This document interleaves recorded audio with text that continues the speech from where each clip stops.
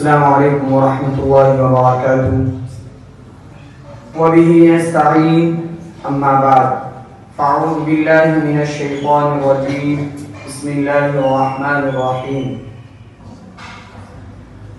قل لأزواجك وبناتك ونساء المؤمنين يدنين عليهن من جلابيبهن صدق الله العظيم. محترم حضرات، جب مذہب اسلام کے روشن ستاروں سے کفر و الحاد، ظلمت و جہالت کے بادل چھٹنے لگے تو بے غیرتی اور بے حیائی کی تاریکیاں ختم ہوئی. قرآن کریم کے عدل و انصاف سے باطل کے لہراتے جھنڈے گر پڑے.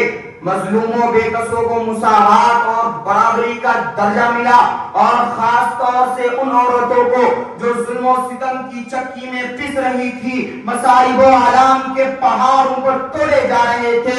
اسلام نے ان کو ذلت و پستی کے غار سے نکال کر بلندی پر پہنچا دیا، اور ظہور اسلام سے لے کر صدیوں تک مسلمان عورتوں کی برائی کے گیت گائے جاتے رہے. اگر تاریخ کے اوراق کھولے جائیں تو غیر مسلم عورتوں پر مسلمان عورتوں کی فضیلت و برتری دکھائی دے گی.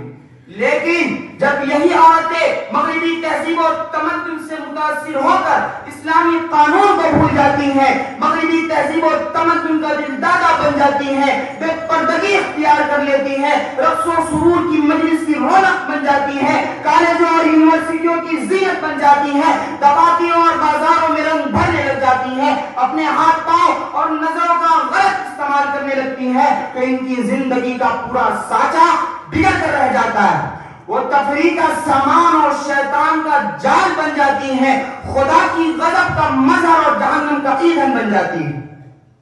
غرض یہ کہ آج ہماری ماں اور بہنوں کی حالتیں قابل افسوس اور لائق ملامت ہو چکی ہے. میری ماں اور بہنوں، جب تک تم توحید پر قائم رہو گی، جب تک تم دین پر رہو گی، جب تک تم پردے میں رہو گی، جب تک تم پاک دامن رہو گی، جب تک تم یدنین علیہن من جلابیبہن کی عملی تفسیر بنی رہو گی، اور یغضضن من ابصارہن ویحفظن فروجہن کو حفظ جا بنا لو گی، اور اذا خرجت المرأة استشرف الشیطان کے تقاضے پر عمل کرنے لگو گی، تو صرف تمہارے مقدر کا ستارہ افق پر نہیں چمکے گا، بلکہ تمہاری گود سے ایسے ایسے لاکھ پیدا ہوں گے کہ زمین تو زمین، آسمان کو بھی فخر حاصل ہوگا.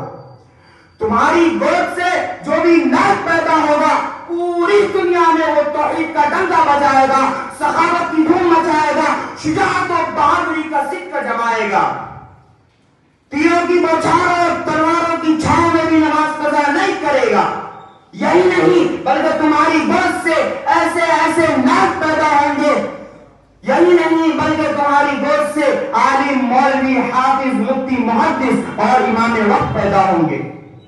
اے بنت اسلام، تو اپنے مقام و مرتبہ کو دیکھ، تو حسن کا پیکر ہے، تو تہذیب و تمدن میں انقلاب برپا کر سکتی ہے، تو تصویر ہے فاطمہ الزہرا کی، تو عکس ہے خدیجہ کا، تو آئینہ ہے ام کلثوم کا. اے بنت اسلام، اگر تو کسی کی بیٹی ہے تو تیرے سر پر عصمت کی چادر ہونی چاہیے.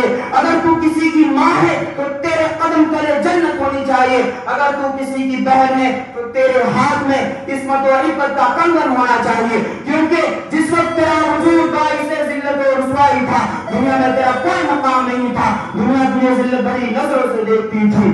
تجھے اسلام نے زمین سے سوئیہ تک پہنچا دیا، لیکن ان سب کو تم نے فراموش کر دیا. اس لیے بنت اسلام، آج ضرورت ہے معاشرہ کے اصلاح کی، آج ضرورت ہے سلطان صلاح الدین ایوبی کی، آج ضرورت ہے محمد علی گوہر کی، آج ضرورت ہے شوکت علی گوہر کی، آج ضرورت ہے ٹیپو سلطان کی.